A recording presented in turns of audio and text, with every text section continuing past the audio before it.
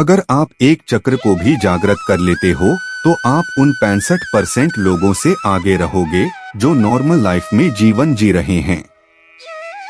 अगर आप 3 चक्र को जागृत कर लेते हो तो आप उन 95% लोगों से आगे रहोगे जो आध्यात्मिक जीवन की सीढ़ियां चढ़ने का प्रयास कर रहे हैं।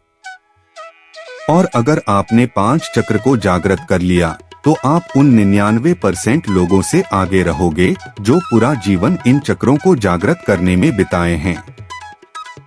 और अगर आपने 7 चक्रों को जागृत कर लिया तो आप उन 1% लोगों में शामिल हो सकते हो जो जीवन में हर चीज को हासिल कर सकते हैं। 1% मतलब यह आंकड़ा कम नहीं है। आज की भारत की जनसंख्या के हिसाब से 1% मतलब लगभग 1,41,00,000 लोग। मुझे नहीं लगता कि 7 चक्र जिनके जागृत होंगे वह इतने सारे लोग होंगे। 1% के 1/4 हिस्से के बराबर भी नहीं होंगे। क्या इतना मुश्किल होता है 7 चक्रों को जागृत करना? तो मैं कहूँगा हाँ भी और नहीं भी। मानवीय संकल्प शक्ति की क्षमता असीम है। उसको जागृत करना और सदुद्देश्य के लिए प्रयुक्त कर रखना संभव हो सके तो कुछ भी बन सकना और कुछ भी कर सकना संभव हो सकता है। उससे पहले जान लेते हैं चक्र क्या होते हैं। वैसे तो चक्र का मतलब गोलाकार होता है, क्योंकि इसका संबंध शरीर में ऊर्जा के एक आयाम से दूसरे आयाम की ओर गति से है, इसलिए इसे चक्र कहते हैं। हमारे शरीर में हजारों ऊर्जा के भंवर चक्र काट रहे हैं, किसी गैलेक्सी की तरह, लेकिन उनमें भी 114 चक्रों को मुख्य माना गया है। इन 114 में से भी मोटे तौर पर 7 चक्रों की सबसे ज्यादा चर्चा की गई है, जहां ऊर्जा वर्तुलाकार में चक्र लगा रही हैं, जिसके कारण हमारा जीवन चलता है। विज्ञान ने भी इन चक्रों की सूक्ष्म उपस्थिति को माना है। भारतीय पारंपरिक औषधि विज्ञान के अनुसार ये चक्र हमारे शरीर में सुप्तावस्था में रहते हैं। हालांकि ये ऊर्जा के केंद्र हैं। इनको अंग्रेजी में एनर्जी सिस्टम भी कहा जाता है। बताने के लिए तो बहुत कुछ है शरीर के चक्रों के ऊपर, मगर फिर वीडियो बहुत बड़ी हो जाएगी और बड़ी वीडियो को आप ठीक से देखोगे नहीं, इसलिए बहुत ही कम शब्दों में बताने का प्रयास करूंगा। मगर आपसे रिक्वेस्ट है, अगर आपको थोड़ी सी भी जिज्ञासा है तो वीडियो को बिना स्किप की अंत तक देखिए, क्योंकि आज मैं शरीर के 7 चक्रों का राज खोलूंगा। ये वीडियो देखने के बाद अगर आप चाहो तो हर एक चक्र को आप खोल सकते हो। तो चलिए आगे चलते हैं। इस वीडियो में हम जानेंगे मानव शरीर में 7 चक्रों का क्या प्रभाव होता है, हर एक चक्र को कैसे जागृत किया जा सकता है। 7 चक्र के बीज मंत्र भी बताएंगे जिससे चक्रों को खोलने में आसानी होगी, और हर एक चक्र के जागृत होने के बाद आपको कौन सी शक्ति प्राप्त होगी। 7 चक्रों को जागृत करते समय क्या क्या सावधानियां रखनी चाहिए, इन सब की जानकारी हम आपको इस वीडियो में देंगे। यह मानव शरीर अनंत रहस्यों से भरा हुआ है, जिसका हमारे वेदों में वर्णन मिलता है। आप इस दुनिया की हर चीज को हासिल कर सकते हो। आपके इसी शरीर में इतनी शक्तियां हैं जितनी देवी देवताओं में हैं, मगर उन्हें जागृत करना पड़ेगा। वह सारी शक्तियां अभी सुसुप्ति अवस्था में आपके शरीर में हैं, तो उन्हीं शक्तियों को आज हम जागृत करेंगे। मतलब शक्तियों को जागृत करने का ध्यान देंगे। आगे आपके ऊपर है कि आप इस ध्यान का कितना हिस्सा अपने आचरण में ला सकते हो। हमारा सबसे पहला चक्र है मूलाधार चक्र, जिसे रूट चक्र भी कहा जाता है। शरीर के 7 मुख्य चक्रों में से यह पहला चक्र है। इसका संबंध सुरक्षा, स्थिरता और भौतिक आवश्यकताओं से होता है। मूलाधार चक्र का स्थान व्यक्ति के गुदा और लिंग के बीच में होता है। यह 4 पंखुड़ियों वाला आधार चक्र है। 99.9% लोगों की चेतना इसी चक्र पर अटकी रहती है और वे इसी चक्र में रहकर मर जाते हैं। जिनके जीवन में भोग, संभोग और निद्रा की प्रधानता है। उनकी ऊर्जा इसी चक्र के आसपास एकत्रित रहती है। मूलाधार चक्र का बीज मंत्र है लम। मूलाधार चक्र जगाने की विधि मनुष्य जब तक पशुवत है तब तक वह इस चक्र में जी रहा है। इसीलिए भोग, निद्रा और संभोग पर संयम रखते हुए मूलाधार चक्र के स्थान पर ध्यान केंद्रित करें। ऐसा करने से मूलाधार चक्र जागृत होने लगता है। इसको जागृत करने का दूसरा नियम है यम और नियम का पालन करते हुए साक्षी भाव में रहना। मैं यहाँ पर कुछ आसन बताऊंगा जिससे आपको मूलाधार चक्र को जागृत करने में सहायता मिलेगी। ताड़ासन, माउंटेन पोज, वीरभद्रासन, वॉरियर पोज, वृक्षासन, ट्री पोज, मलासन, गार्लैंड पोज यह आसन हो गए। और प्राणायाम की बात करें तो कपाल भाती और भस्तर का प्राणायाम करने से मूलाधार चक्र को जागृत करने में सहायता मिलती है। अब जानते हैं इस चक्र का आपके शरीर पर क्या प्रभाव देखने को मिलेगा। इस चक्र के जागृत होने पर व्यक्ति के भीतर वीरता, निर्भीकता और आनंद का भाव जागृत हो जाता है। व्यक्ति की शारीरिक इच्छाएं नियंत्रित हो जाती हैं और वह ब्रह्मचर्य का पालन कर सकता है। अध्यात्म में स्थिरता, ब्रह्मचर्य से व्यक्ति की आध्यात्मिक ऊर्जा का संरक्षण होता है जिससे वह ध्यान और साधना में अधिक गहराई तक जा सकता है। मूलाधार चक्र के विषय में ध्यान में रखने योग्य बात, मूलाधार चक्र का जागरण धीरे धीरे होता है और इसके लिए धैर्य और निरंतर अभ्यास की आवश्यकता होती है। हमारा दूसरा चक्र है स्वाधिष्ठान चक्र, जिसे सेक्रल चक्र भी कहा जाता है। स्वाधिष्ठान चक्र शरीर के 7 प्रमुख चक्रों में दूसरा चक्र है, जिसे संस्कृत में स्व मतलब स्वयं और अधिष्ठान मतलब स्थान शब्दों से मिलाकर स्वाधिष्ठान कहा गया है। यह चक्र मनुष्य के भीतर आत्मा के व्यक्तिगत निवास स्थान को दर्शाता है और जीवन ऊर्जा के प्रवाह का मुख्य स्रोत माना जाता है। यह वह चक्र है जो लिंग मूल से 4 अंगुल ऊपर और नाभि के नीचे स्थित है, जिसकी 6 पंखुड़ियां है और इसका रंग नारंगी यानी ऑरेंज है। स्वाधिष्ठान चक्र व्यक्ति को आत्मचेतना की ओर प्रेरित करता है। इस चक्र के जागरण से व्यक्ति अपने अंदर छिपी आत्मीय और आध्यात्मिक संभावनाओं को पहचानने लगता है।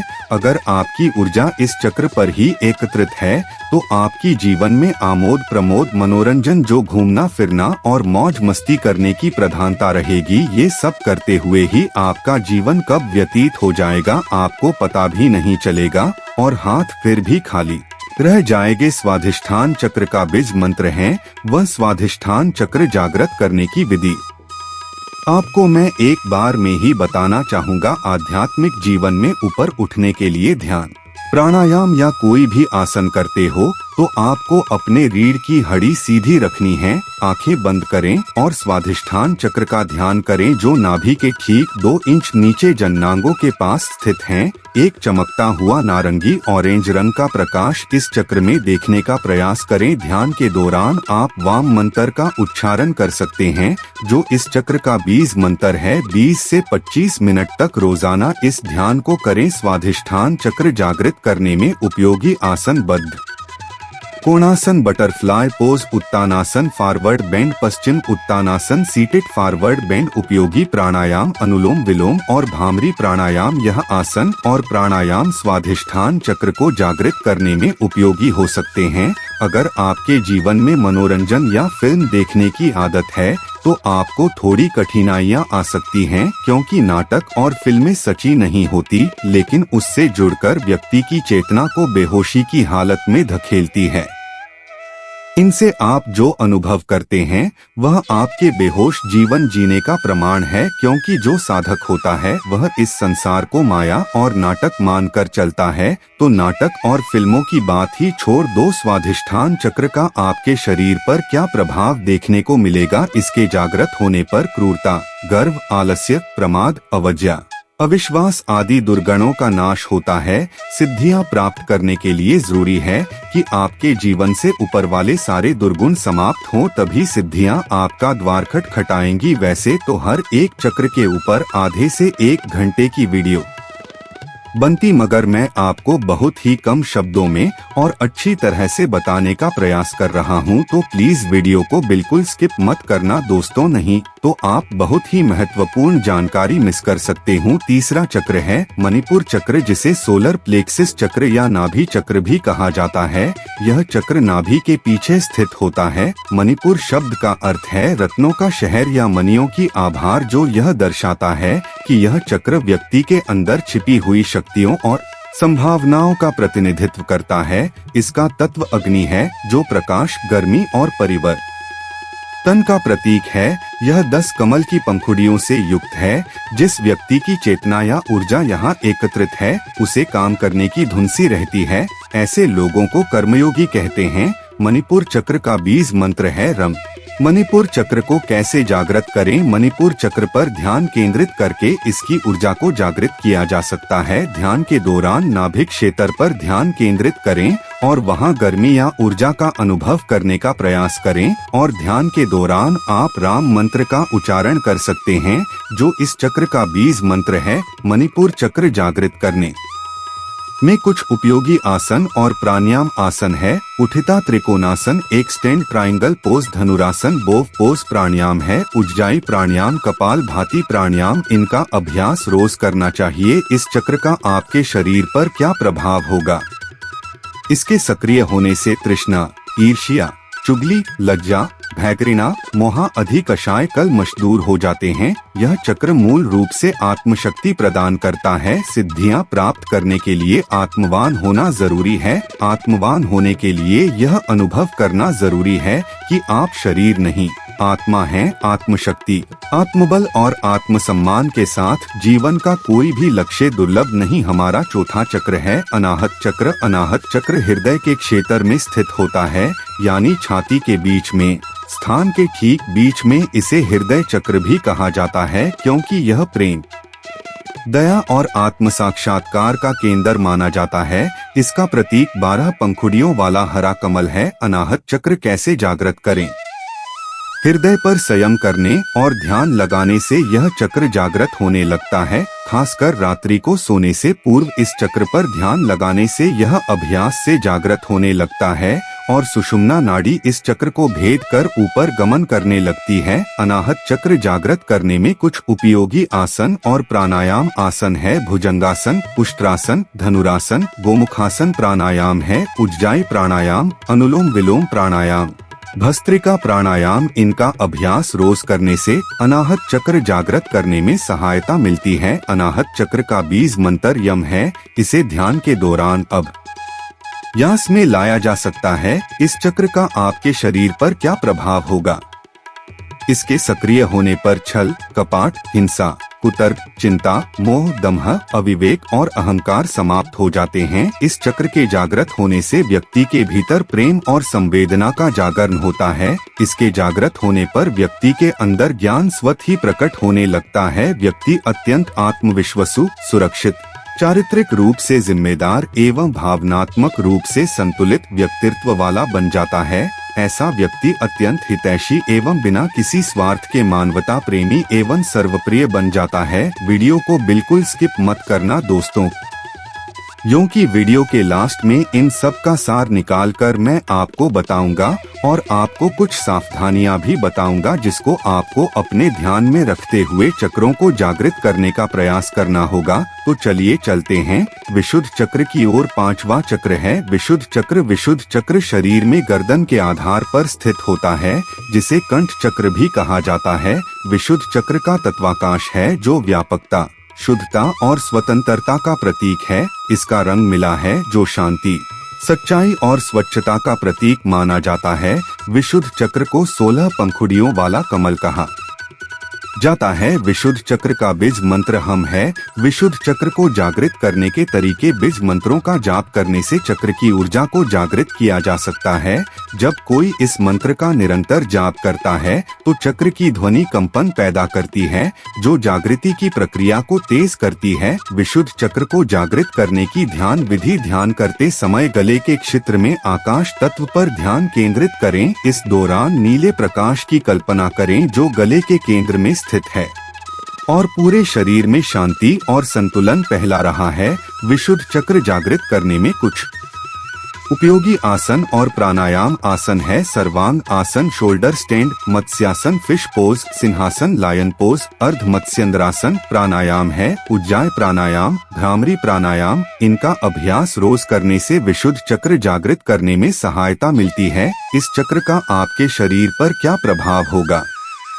विशुद्ध चक्र जागृत होने पर आपको 16 कलाओं और 16 विभूतियों का ज्ञान हो जाता है। विशुद्ध चक्र जागृत होने से मनुष्य अपनी भूख और प्यास को रोक सकता है, वहीं मौसम के प्रभाव को भी रोका जा सकता है। दोस्तों, अगर आपको हर एक चक्र के ऊपर स्पेशल वीडियो चाहिए तो कमेंट में चक्र लिखो। हमारा छठा चक्र है आज्ञा चक्र। आज्ञा चक्र हमारे माथे के बीच, भौहों के बीच स्थित होता है।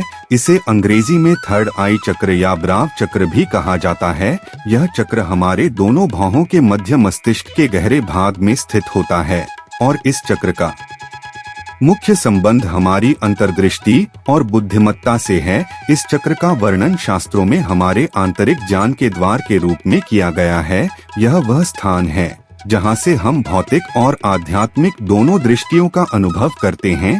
जिस व्यक्ति की ऊर्जा यहाँ ज्यादा सक्रिय है वह संवेदनशील और तेज दिमाग का बन जाता है, लेकिन वह सब कुछ जानने के बावजूद मौन रहता है। इसे बौद्धिक सिद्धि कहते हैं। आज्ञा चक्र का बीज मंत्र है ओम। आज्ञा चक्र को कैसे जागृत करें? भ्रिकुटी के मध्य ध्यान लगाते हुए साक्षी भाव में रहने से यह चक्र जागृत उन्हें लगता है। आज्ञा चक्र को जागृत करने के लिए ध्यान, प्राणायाम और बीज मंत्र का अभ्यास महत्वपूर्ण होता है। ध्यान कैसे करें? साक्षी भाव में रहें और आज्ञा चक्र का ध्यान करें। ध्यान करते समय अपनी दृष्टि को भावों के बीच केंद्रित करें। इस ध्यान को त्राटक ध्यान भी कहा जाता है, जिसमें एक बिंदु पर दृष्टि को स्थिर करना होता है। नियमित रूप से इस ध्यान का अभ्यास करने से आज्ञा चक्र का जागरण होता है। आज्ञा चक्र को खोलने में सहायक प्राणायाम, नाड़ी शोधन प्राणायाम, भ्रामरी प्राणायाम और अनुलोम विलोम प्राणायाम आज्ञा चक्र को जागृत करने में सहायक होते हैं। विशेष रूप से नाड़ी शोधन प्राणायाम नाड़ियों को शुद्ध करता है, जिससे आज्ञा चक्र की ऊर्जा का प्रवाह होता है। बीज मंत्र आज्ञा चक्र का बीज मंत्र ओम है। इस मंत्र का जप करते समय ध्यान केंद्रित करके गहरे श्वास प्रश्वास के साथ इसका उच्चारण करें। यह आपके भीतर की चेतना को जागृत करता है और आज्ञा चक्र की ऊर्जा को सक्रिय करता है। सहायक आसन, बालासन, चाइल्ड्स पोज, शीर्षासन, headstand, Paschimottanasana, seated forward bend. इस चक्र का आपके शरीर पर क्या प्रभाव होगा? यहाँ अपार शक्तियाँ और सिद्धियाँ निवास करती हैं। इस आज्ञा चक्र को जागृत करने से सहस्रार चक्र, सहस्रार की स्थिति मस्तिष्क के मध्य भाग में है, अर्थात जहाँ चोटी रखते हैं। यदि व्यक्ति यम, नियम, आसन, प्राणायाम का पालन करते हुए यहाँ तक पहुँच गया है तो वो आनंदमय शरीर में स्थित हो गया है। ऐसे व्यक्ति को संसार, संन्यास और सिद्धियों से कोई मतलब नहीं रहता है। सहस्रार चक्र का बीज मंत्र ओम है। यहाँ पर समझने वाली बात, दोनों चक्रों का बीज मंत्र ओम है, लेकिन इनके प्रभाव अलग अलग है। जहाँ आज्ञा चक्र अंतर ज्ञान और मानसिक स्पष्टता के लिए है, वही सहस्रार चक्र आत्मज्ञान और ब्रह्मांडीय चेतना से संबंध का केंद्र है। सहस्रार चक्र कैसे जागृत करें? मूल आधार से होते हुए ही सहस्रार तक पहुंचा जा सकता है। लगातार ध्यान करते रहने से यह चक्र जागृत हो जाता है और व्यक्ति परमहंस के पद को प्राप्त कर लेता है। सहस्रार चक्र का बीज मंत्र ओम है। आपको ओम का जाप भी इस चक्र को जागृत करने में सहायक हो सकता है। सहस्रार चक्र को जागृत करने में सहायक आसन और प्राणायाम आसन है। सहस्रार चक्र का आपके शरीर पर क्या प्रभाव होगा? शरीर संरचना में इस स्थान पर अनेक महत्वपूर्ण विद्युतीय और जैवीय विद्युत का संग्रह है। यही मोक्ष का द्वार है। सहस्रार चक्र जागृत होने के बाद आपको सर्वोच्च ज्ञान, अल्टीमेट नॉलेज, आत्म साक्षात्कार, सेल्फ रियलाइजेशन, ब्रह्मांडीय ऊर्जा से संबंध। सहस्रार चक्र जागृत होने के बाद आपको सर्वोच्च ज्ञान, अल्टीमेट नॉलेज, आत्म साक्षात्कार, सेल्फ रियलाइजेशन, ब्रह्मांडीय ऊर्जा, सेल्फ रियलाइजेशन। आज हम आपको बताएंगे कि आपका ध्यान क्यों नहीं लगता। बहुत से लोग ध्यान न लगने से परेशान हैं। बहुत से क्या कहूँ ध्यान लगाने वालों में से 95% लोग ध्यान न लगने से परेशान हैं और सिर्फ 5% लोग ही ध्यान के अनुभव को अनुभव कर पा रहे हैं। तो आज मैं आपको उन्हीं 5% लोगों में ले जाने वाला हूँ। भारत द्वारा दुनिया को दिए गए कुछ नायाब तोहफों में से ध्यान साधना भी एक है। ध्यान साधना एक ऐसी अद्भुत विधि है जो हमारे संपूर्ण व्यक्तित्व को निखारती है। मन की एक आगरता से आने वाली शांति को पाने का रास्ता ही ध्यान है और यही ध्यान अंतिम चरण में समाधि की अवस्था पा लेता है। ध्यान बहुत ही कठिन प्रक्रिया है, लेकिन क्रमबद्ध तरीके से करने पर यह बहुत ही सहज और सरल हो जाता है। अगर हम सीधा ध्यान लगाने का अभ्यास करेंगे तो यह असंभव है, क्योंकि ध्यान से पहले योग में बहुत सारी क्रियाएं होती हैं। ध्यान की बहुत सी विधियां हैं, लेकिन लक्ष्य एक ही है। समस्थिति अर्थात समाधि की स्थिति को प्राप्त करना है। मगर प्रश्न यह है कि इस स्थिति तक कैसे पहुंचा जाए। फिक्र मत करो, तुम्हारा भाई तुम्हें उस स्थिति तक पहुंचाएगा। मतलब रास्ता बताएगा यार, चलना तो आपको खुद को होगा। तो सबसे पहले हमें जानने की जरूरत है कि हमारा मन कार्य कैसे करता है। लेकिन यह प्रक्रिया इतनी तेज होती है कि कुछ ही घर्षण में कई विचार आ जाते हैं और चले जाते हैं। एक ही विचार पर स्थिर होना ध्यान कहलाता है, जो बहुत ही मुश्किल है। जिसका मन इतना चंचल होगा उसका ध्यान उतना ही कठिन होगा। अब मैं आपको बताता हूँ इस मन को कैसे काबू में किया जा सकता है। अब प्रश्न यह उठता है कि जो मन इतना चंचल और शक्तिशाली है, क्या उसको काबू में किया जा सकता है? एक बार वशिष्ठ जी से उनके एक शिष्य ने यही प्रश्न किया कि इस संसार का सबसे कठिन कार्य क्या है।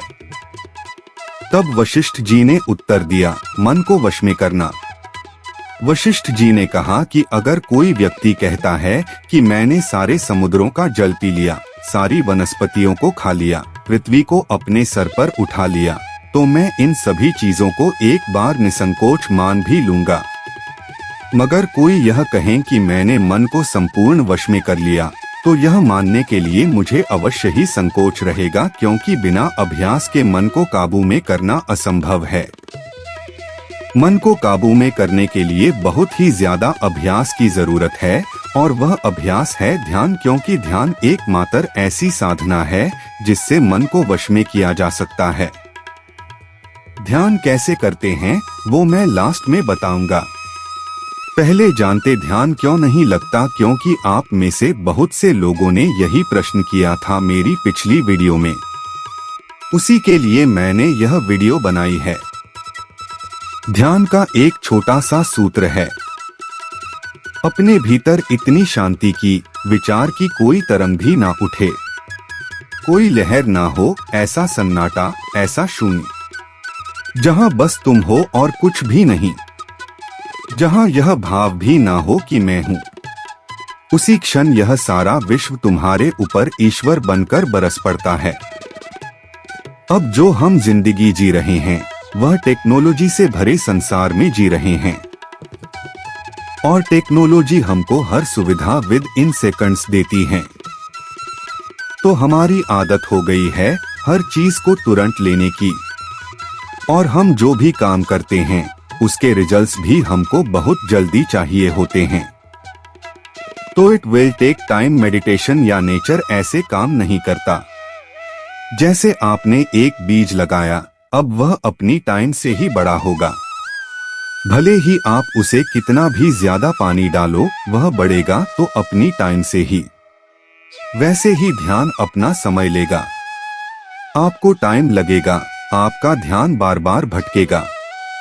और ऐसा भी नहीं है कि अगर आज ध्यान एकत्रित हो गया तो जरूरी नहीं कि कल वैसा ही होगा।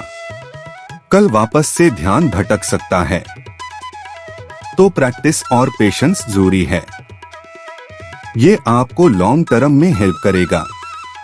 वैसे तो ध्यान क्यों नहीं लगता, इसके ऊपर 4 से 5 घंटे की वीडियो आराम से बनती, मगर फिर आप उस वीडियो को पूरा नहीं देखते और वीडियो भी ज्यादा लोगों तक नहीं जा पाती।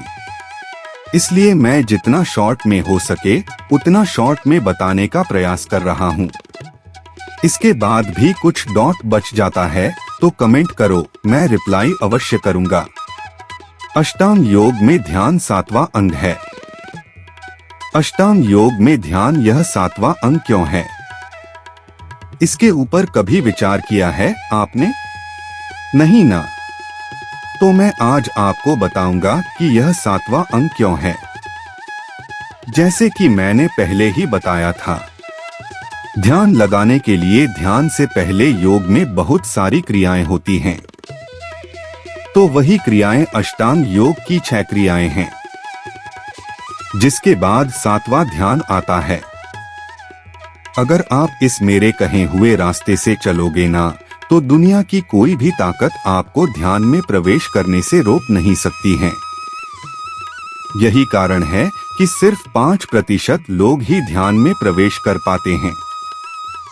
अगर आपको भी इन 5% लोगों में जाना है, तो अष्टांग योग के ध्यान से पहले वाले इन 6 अंगों को आपको समझना होगा। वीडियो को बिल्कुल स्किप मत करना, वरना आप बहुत ही महत्वपूर्ण जानकारी मिस कर सकते हो। मैं आपको बताना चाहूँगा, अगर आपने वीडियो को ध्यान से देख लिया तो आपका ध्यान अवश्य ही लगने लगेगा। आइए बताता हूँ अष्टांग योग के वह 6 अंग कौन से हैं। अब से पहला अंग है यम। यम के 5 विभाग हैं, जो हैं सत्य, अहिंसा, ब्रह्मचर्य, अस्तेय और अपरिग्रह। इनको थोड़ा सा खुलकर समझाता हूँ। सत्य क्या है? जो जैसा देखा, सुना या जाना गया है, उसको उसी तरह से कहना सत्य है। अहिंसा क्या है? मनवाणी तथा कर्म से किसी को भी कोई हानि न पहुंचाना अहिंसा है। ब्रह्मचर्य क्या है? 5 ज्ञानेंद्रियों, 5 कर्मेंद्रियों और 4 अंतःकरण पर नियंत्रण रखना ब्रह्मचर्य कहलाता है। अस्तेय क्या है? चोरी न करना। किसी दूसरे व्यक्ति की किसी वस्तु को मनवाणी या कर्म से अपना बनाने का प्रयास करना चोरी है। अपरिग्रह क्या है? अपरिग्रह मतलब न पकड़ना या न ग्रहण करना है। अपनी आवश्यकता से अधिक वस्तु और धन का संग से धन के लिए ठीक करना करा रना करना ही अस्तेय क्रमझा है। यह तो हो गया यमनों के बारे में। मैं आपको यह यमनियम आवश्यक आता हूँ। रे को थी शौच, तप, संतोष, स्वाध्याय तथा ईश्वर प्रणिधानी। शौच क्या है? बाह्य शुद्ध और आंतरिक शुद्ध। बाह्य शुद्ध में बाहर की वस्तुएं, बाहर का वातावरण, हमारा शरीर और रहन सहन इत्यादि आ जाते हैं। आंतरिक शुद्ध अहंकार, ममता, राग, द्वेष, ईर्ष्या, भय आदि दुर्गुणों की जगह मैत्री, करुणा, नम्रता, सदाचार, मुदिता, वोपेक्षा का पालन करना आंतरिक शुद्ध है। तब क्या है? मन और इंद्रियों के संयम रूप धर्म पालन करने के लिए कष्ट सहना तथा व्रत आदि का अनुष्ठान करते रहना ही तप कहलाता है। संतोष क्या है? सुख दुख, लाभ हानि, यशपयश, सिद्धि असिद्धि, अनुकूलता, प्रतिकूलता आदि के प्राप्त होने पर सदैव संतुष्ट, प्रसन्नचित्त रहने का नाम संतोष है। स्वाध्याय क्या है? जिस अध्ययन प्रक्रिया को दैनिक जीवन में अपनाने से स्वा मतलब अपने आप को जानने समझने में सहायता मिले, वही स्वाध्याय कहलाता है। ईश्वर प्रणिधानी क्या है? आप ईश्वर के जिस स्वरूप को मानते हो, अपने सभी कर्मों से ईश्वर को अर्पण करते जाना तथा उन कर्मों के फलों को भी अपने भगवान के चरणों में अर्पण कर देना ही ईश्वर प्रणिधानी कहलाता है। अगर आप सनातन धर्म को बढ़ावा देना चाहते हैं तो प्लीज परमार्थ मार्ग यूट्यूब चैनल को सब्सक्राइब जरूर कर लीजिए और वीडियो से थोड़ा सा भी ज्ञान मिल रहा है तो प्लीज एक लाइक कर दीजिए।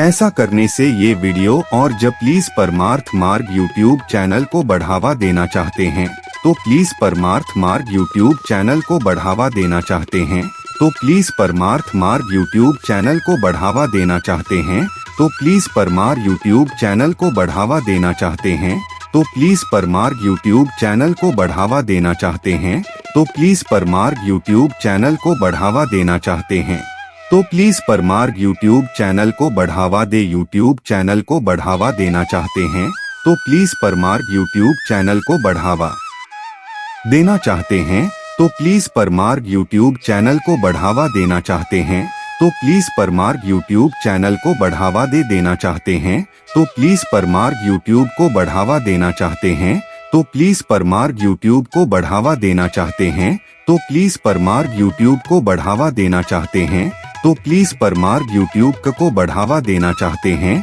तो प्लीज परमार्ग यूट्यूब को बढ़ावा देना चाहते हैं, तो प्लीज परमार्ग यूट्यूब को बढ़ावा देना चाहते हैं, तो प्लीज परमार्ग यूट्यूब को बढ़ावा देना चाहते हैं, तो प्लीज परमार्ग यूट्यूब को बढ़ावा देना चाहते हैं, तो प्लीज परमार्ग यूट्यूब को बढ़ावा देना चाहते हैं, तो प्लीज परमार्ग यूट्यूब को बढ़ावा देना चाहते हैं, तो प्लीज परमार्ग यूट्यूब को बढ़ावा देना चाहते हैं, तो प्लीज देना चाहते हैं।